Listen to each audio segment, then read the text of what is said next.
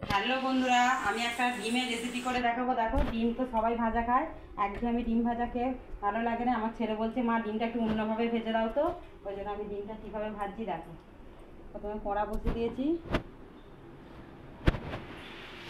একটু তেল দিয়ে দিয়েছি, সরষের তেল দেবো।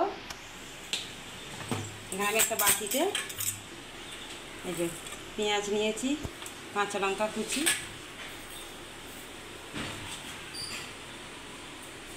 নুন, একটু চাট মশলা দিয়ে ভালো করে মুলে নেব। এই যে ডিম নিয়ে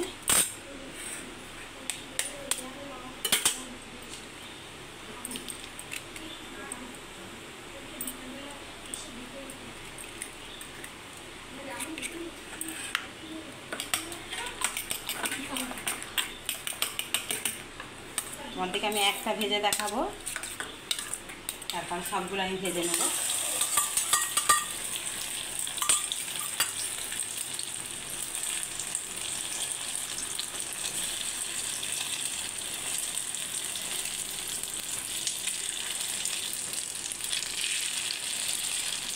এইভাবে ডিমটাকে চালিয়ে দেবো।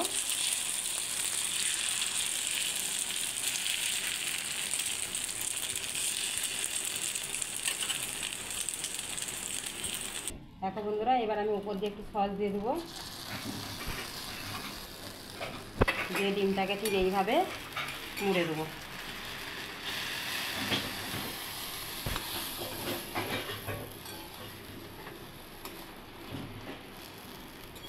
একদম অল্প এতে করলে তবে ভালো হবে।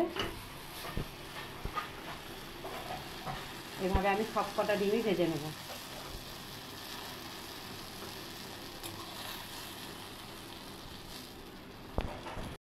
দেখো বন্ধুরা, ডিম ভাজাটা আমার হয়ে গেছে, তুলে নেব।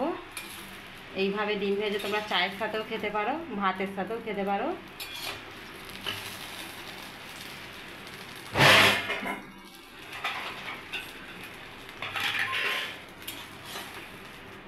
তুলে নেব, নিয়ে আরও আমি কটা ডিম ভাজবো, ভেজে নিয়ে তোমার দিকে দেখাচ্ছি।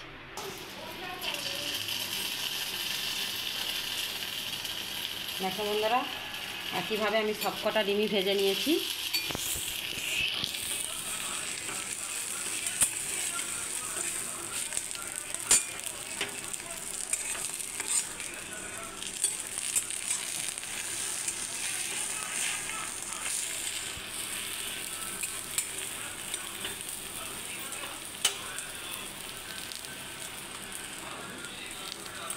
এবার উপর দিয়ে একটুখানি দেখো দেখতে ভালো লাগবে বলে একটু সস ছড়িয়ে দিয়েছি।